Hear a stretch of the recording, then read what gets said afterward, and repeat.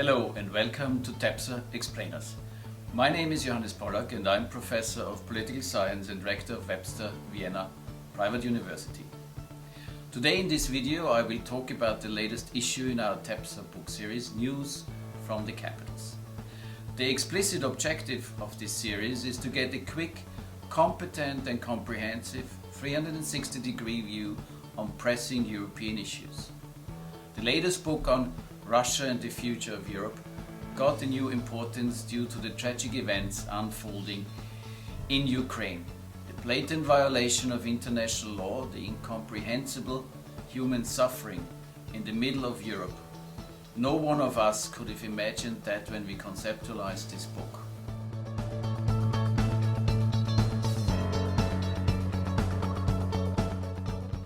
Hegel's All of Minerva only flies at dusk, meaning that with hindsight, we the editors, our colleagues contributing to the book, and you will read it in a context no one of us imagined only a few weeks ago. Our plan was to provide a guidebook through the political landscape of the Union's member states and beyond. How do experts assess as member states their position towards Russia? How do different actors within a member state define their role towards Russia?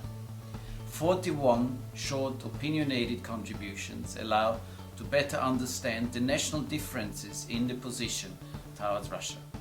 What this look reveals is an astonishing kaleidoscope of positions and at the same time certain threads that unite and divide Europe over the Russian topic. Most certainly it shows that in too many areas there is still no unified European position, despite the efforts of many to formulate one. The EU's policy towards Russia, one is tempted to say by necessity, is the smallest common denominator between the member states. It goes without saying that the Russian aggression towards Ukraine will change this. Moreover, since this book also assembles contributions from non-European states, the political, historical and also cultural divisions, often nurtured by short-sighted, one-sided economic interests, become more visible.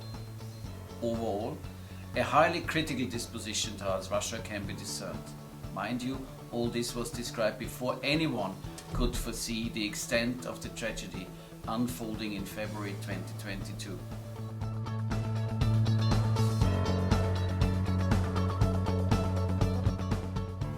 The critical position of most member states can be rooted in the specific historical experience. Think of Estonia or Bulgaria.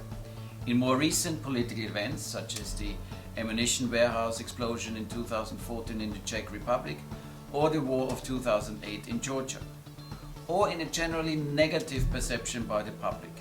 The latter is the case in a large number of countries: Albania, Belgium, Estonia, France, Kosovo, Sweden, the Netherlands and so on and so forth. Then there are countries where we can find a negative attitude of the public but friendly overtures of the governments.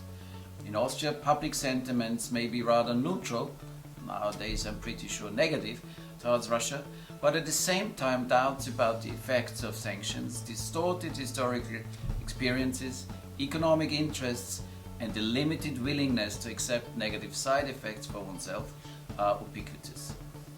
There are also countries where the perception of Russia is a kind of a mixed bag, either depending on the age group, as in Romania, where the elder citizens are more negative than the younger ones, or Poland, where one seems to appreciate Russian culture but is clearly opposed to the current Russian regime. In Germany, one also has to add the East-West divide, whereas in Bulgaria, a historically fueled negative perception is slowly turning due to a massive interference by Russian proxies and economic investment to create positive reports about Russia and its policies in the media. Countries that show a positive attitude towards Russia are Greece and Iceland, where citizens see the United States as the bigger threat for the international order, or Italy, where we find historical remnants of the strong Communist Party and strong economic ties. I'm not growing tired of emphasizing that those were positions formulated before the Russian aggression in the Ukraine. For some countries, astonishingly, Russia is, or rather was, not high on the agenda at all. For Albania, the Czech Republic, Denmark, Ireland, Liechtenstein, North Macedonia, Portugal, Switzerland. Russia is one topic amongst others, but certainly not the most important one.